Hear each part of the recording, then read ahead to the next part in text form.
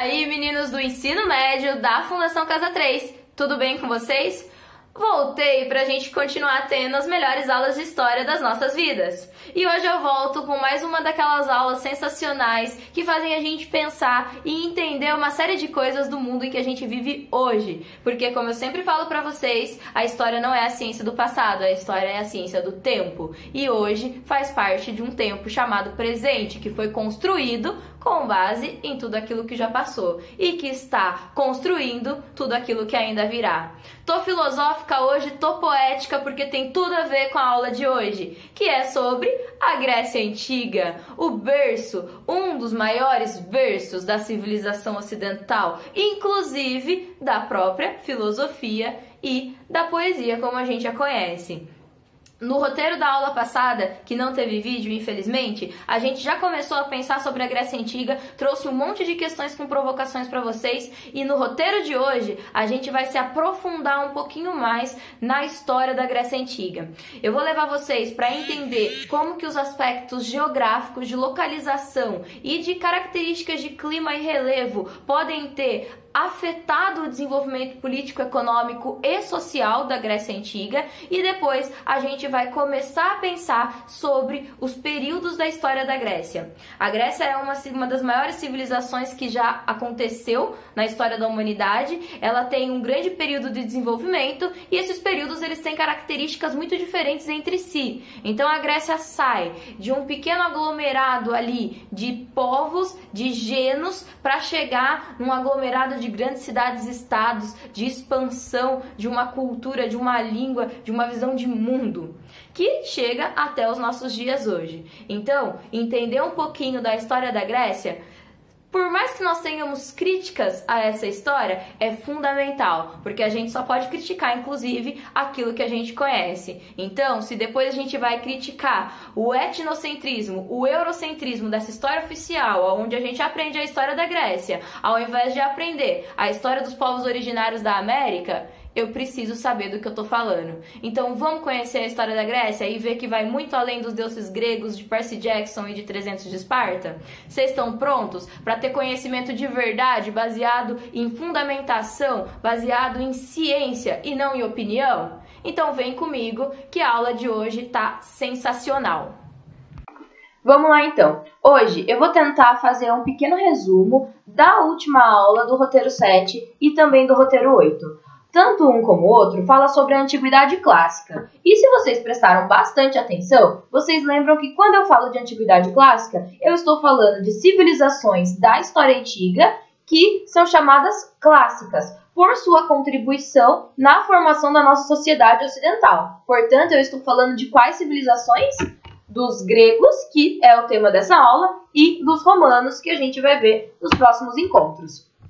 Falando especificamente da Grécia Antiga, é importante que a gente tenha claro na mente a localização, a geografia dessa Grécia Antiga. E primeiro, separar a Grécia Antiga da Grécia atual. Para isso, eu trouxe aqui um planissério com a organização política dos países do mundo, para a gente se situar e conseguir situar a Grécia. Então, nós estamos aqui, ó, onde está circulado de azul, no Brasil, certo? A Grécia atual, ela está aqui, na Península Balcânica, no continente europeu, tudo bem? O próximo slide, ele vai apresentar para a gente a Grécia Antiga. Se vocês fizerem uma comparação depois, vocês vão perceber que a Grécia atual, ela é muito pequenininha se comparada com a Grécia Antiga. A Grécia Antiga, ela abrangia uma área muito maior do que o país que existe atualmente chamado de Grécia. E a área atingida pela Grécia Antiga era tão grande que também podia ser dividida em outras 4 regiões. Então, eu tenho uma chamada Grécia Peninsular, que fica na península. Lembrando lá da aula de geografia que península é aquela porção de terra cercada de água por todos os lados, menos um. Ou seja, é aquela pelinha pendurada. Estão vendo aqui, ó? Isso aqui é uma península. No caso, a Grécia Peninsular. Além da Grécia Peninsular, eu tenho a Grécia Insular, que é formada pelas ilhas, tudo que está aqui em laranja, estão vendo? Além da Grécia Peninsular e Insular, eu tenho uma Grécia Continental, que está ligada ao continente, que é o que está aqui em verde. E eu também vou ter uma Grécia Oriental, que está lá mais próximo da Ásia, daí o oriental. Tudo bem? O que é importante da gente tirar de entendimento da localização da Grécia?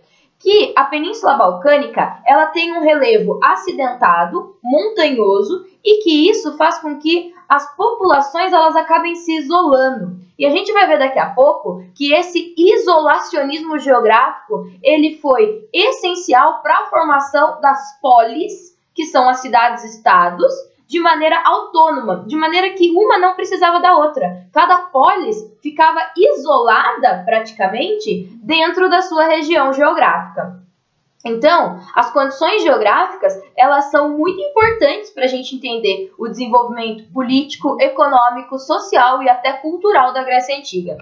Uma outra característica importante da Grécia Antiga é que o solo era pouco fértil. Sendo o solo pouco fértil, ou então só em pequenas regiões, a gente vai ter como principal atividades econômicas outras áreas que não a agricultura. Diferente do que a gente viu na aula da semana anterior, no roteiro 6, que a gente falava da Antiguidade Oriental, das civilizações hidráulicas. A dinâmica agora é totalmente diferente. A economia aqui ela é uma economia muito voltada para o comércio, muito voltada para a guerra, voltado para a pesca. A gente viu a quantidade de mar que eu tenho aqui, né? Então, esse mar aqui, ele é tanto um caminho por onde as embarcações vão circular e também é uma área onde eles vão pescar. Então, olha só de novo a geografia influenciando o desenvolvimento da civilização. Além disso, a gente tem uma dificuldade também na comunicação. E essa dificuldade na comunicação contribui ainda mais para esse isolamento das populações, para o surgimento das polis, das cidades-estados. Tranquilo? Essa costa litorânea, o que é costa litorânea mesmo? Essas praias. Tudo aqui que é terra em contato com o mar é litoral, portanto vai ser praia. Essa imensidão de costa litorânea, ela faz com que a gente tenha, portanto, como principal atividade econômica a navegação, a pescaria e o comércio. A história da Grécia Antiga, de modo geral, ela pode ser dividida em 5 períodos, numa trajetória de surgimento, desenvolvimento, ascensão, auge e decadência. Vamos entender o que foi cada um desses períodos. O período lá de surgimento é o período pré-homérico, quando essa região, que vai ser chamada de Grécia Antiga, ela começou a ser habitada e as populações começaram a se desenvolver. O período homérico, ele tem esse nome, inclusive, por causa dos poemas do Homero, a Ilíada e a Odisseia, e ele é marcado pelo desenvolvimento dessas populações que chegaram lá no período pré-homérico. Uma característica importantíssima da Grécia Antiga. A Grécia é uma civilização marcada por miscigenação. O que é miscigenação? Pela mistura de povos diferentes. Era uma região que começou a ser disputada por vários povos e esses povos, eles acabavam entrando em guerra, eles acabavam se juntando, então o contato entre eles também é marcante na formação da Grécia Antiga aí nesse comecinho. Continuando com os períodos. Então lá, período pré-homérico, surgimento. Período homérico, o início do desenvolvimento. Período arcaico, aí surge o que é mais característico da Grécia Antiga, que são as polis. O que é polis? Que eu já falei umas 3 vezes desde o começo desse slide.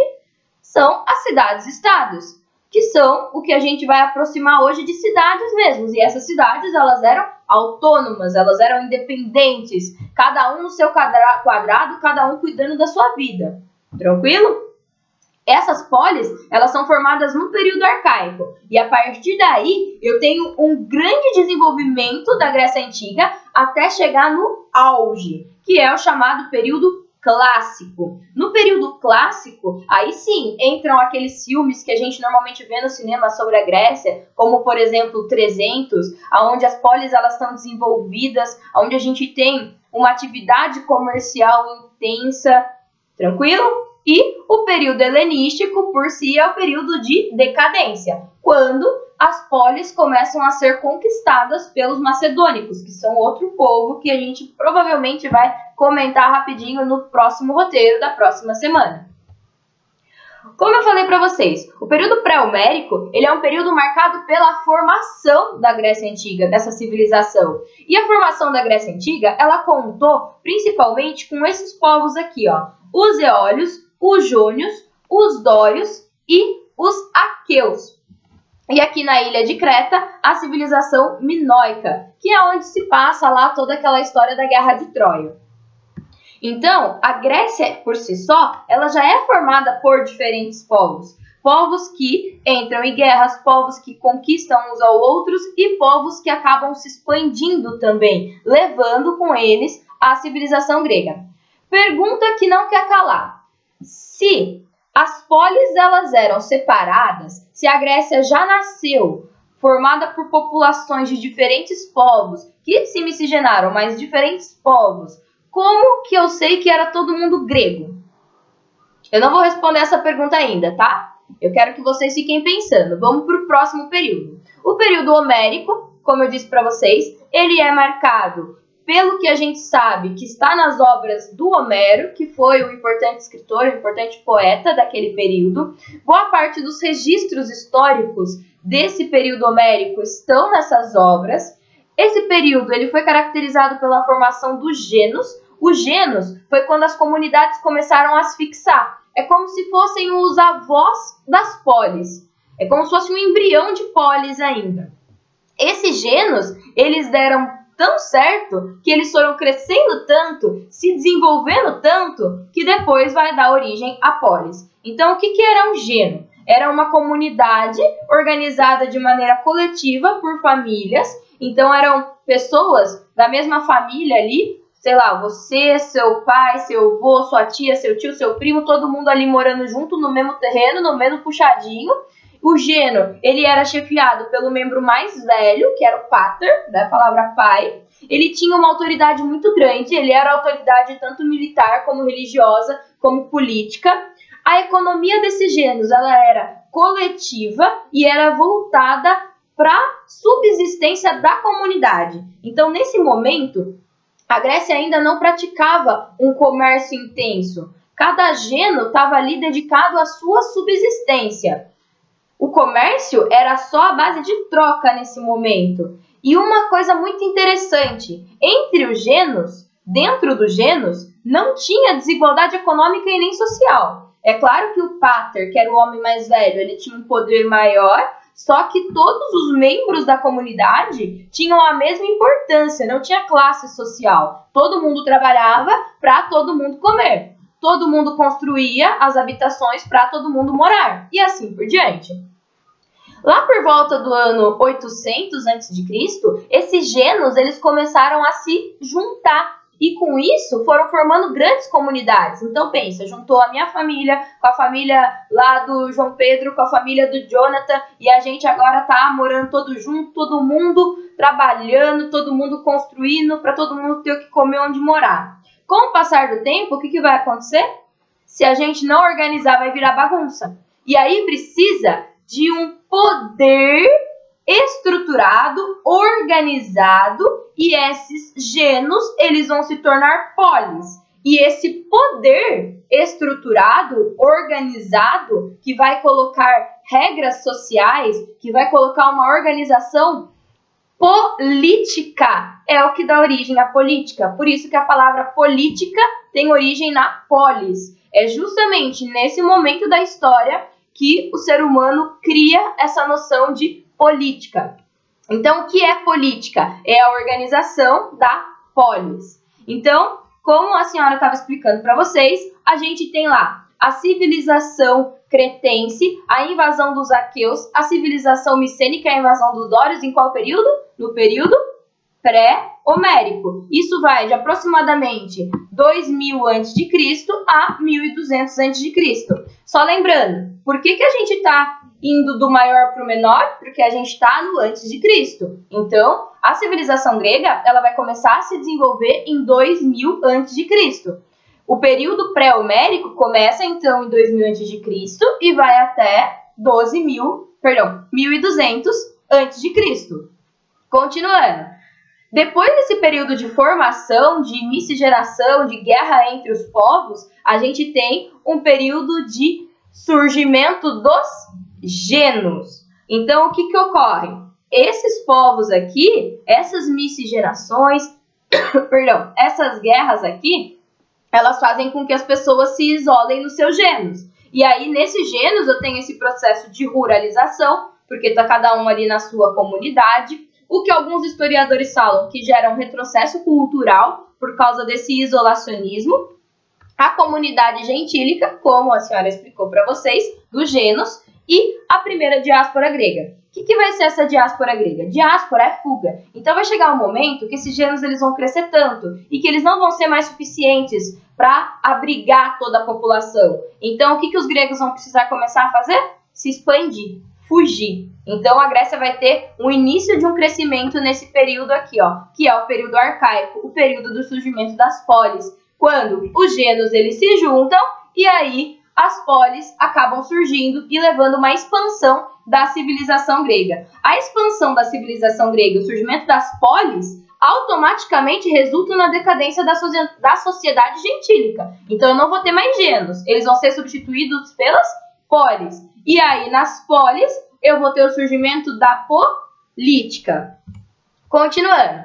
Portanto, a gente chega lá no período clássico. Então, ó, só para resgatar, período pré-homérico, quando começa a se formar. Período homérico, quando começa a se desenvolver. Período arcaico, quando surgem as polis, quando está consolidada a civilização grega. E agora a gente chega no período mais louco, que é o período clássico, quando a Grécia está lá no seu auge.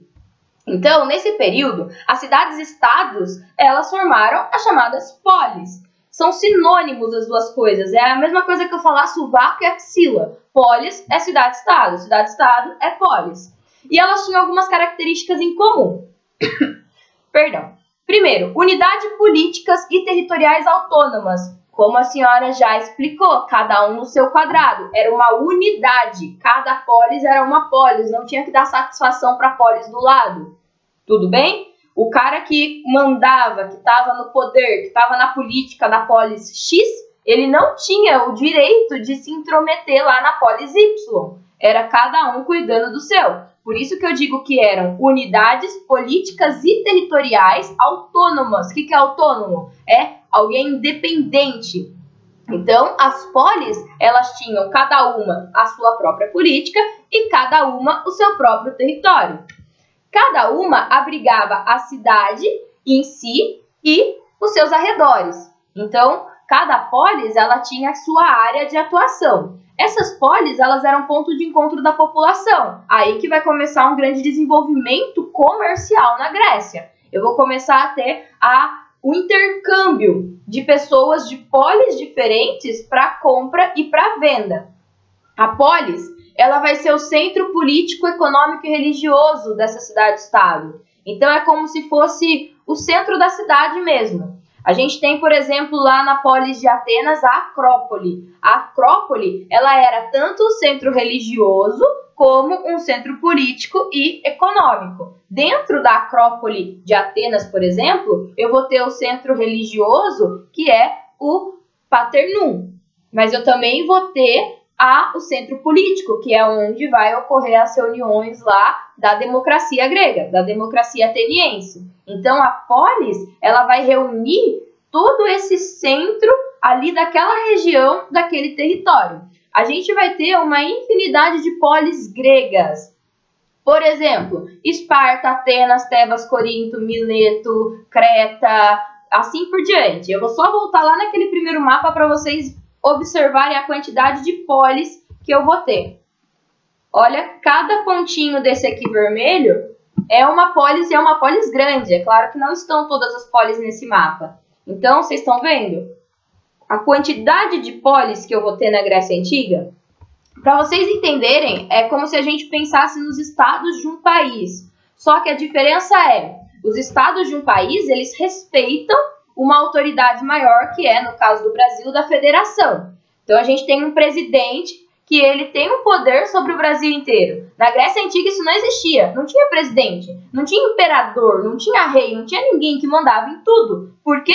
Porque em cada polis eu tinha uma organização política. Por exemplo, em Atenas, eu vou ter uma organização política pautada numa democracia, ainda que restritiva, mas depois a gente fala disso.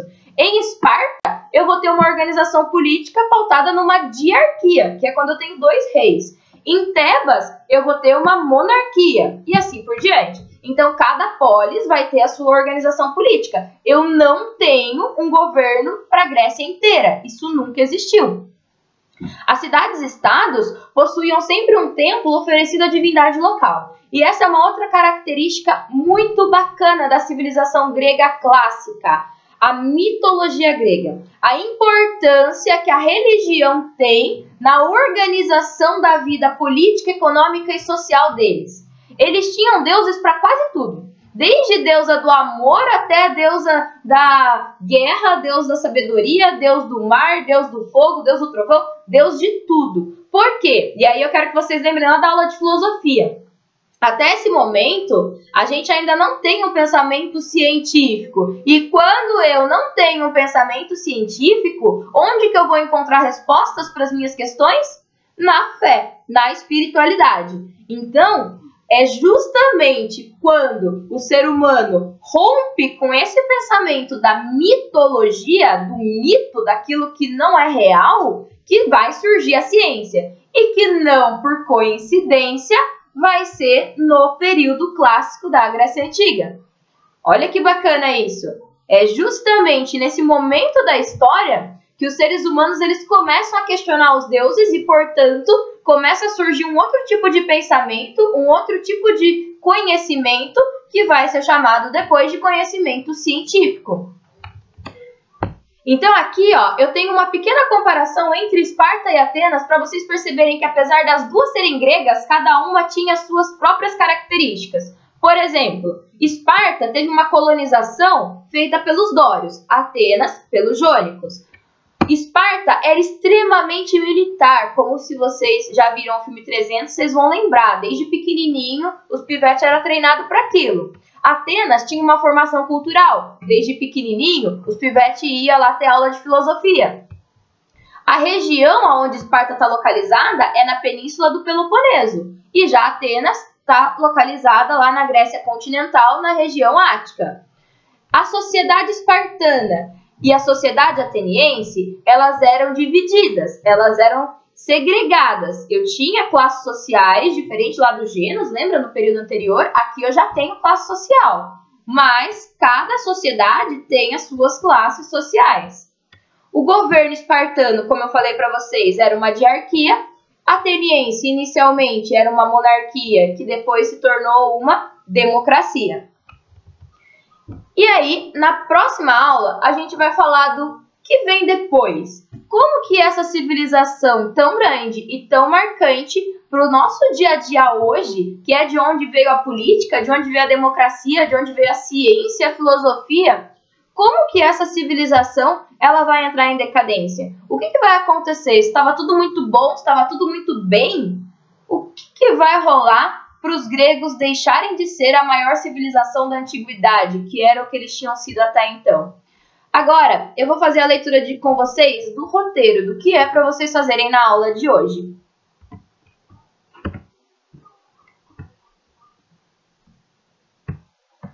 Então, o que é para vocês fazerem hoje? Assistir ao vídeo dessa professora linda, maravilhosa, rever a atividade da última aula sobre antiguidade clássica, o roteiro 7 lá que vocês fizeram semana passada, situar mentalmente a Grécia Antiga na linha do tempo da história da humanidade. E vocês que já foram meus alunos já sabem isso de cor salteado. Que período da história que a gente está estudando? Se a gente está falando de Grécia Antiga, eu estou falando de história antiga, exatamente. E o que veio antes da história antiga? O que, Paulo? Acho que o Paulo foi embora, né? O que mesmo? A pré-história, exatamente, Carlos. E o que vem depois da história antiga? A história medieval, isso mesmo. Então, situamos mentalmente aqui, vai ler os textos desse roteiro com muita atenção, são textos curtinhos, e realizar a atividade no caderno. Tudo que está aqui nesse texto, eu expliquei para vocês lá no slide, de maneira mais ilustrada, com os mapas e tal. Mas é a mesma coisa que a senhora acabou de falar. o que é a Grécia Antiga, né? Quais são os períodos da história da Grécia e as principais características. 6 atividades bonitinhas, responder essas atividades no caderno e por hoje é só.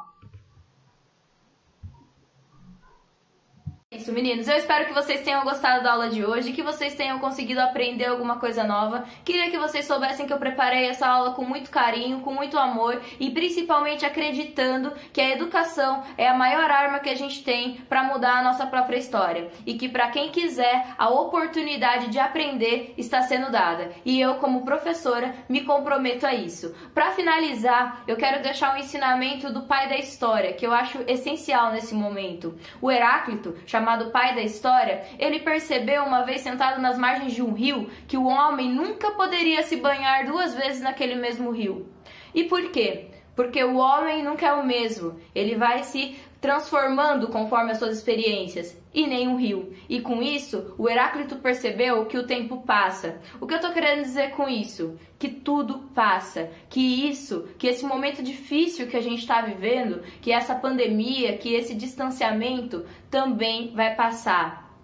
Que a ciência, que a história nos sirva nesse momento para dar esperança, para que a gente, mais do que aprender com o passado, tenha a esperança de que um futuro melhor virá. Eu tô morrendo de saudade de vocês e enquanto eu não puder estar aí, vocês podem ter certeza que eu vou estar aqui fazendo o melhor que eu conseguir com aquilo que eu tenho para que vocês aprendam e tenham a oportunidade de escrever a história que vocês quiserem para a vida de vocês. Até semana que vem!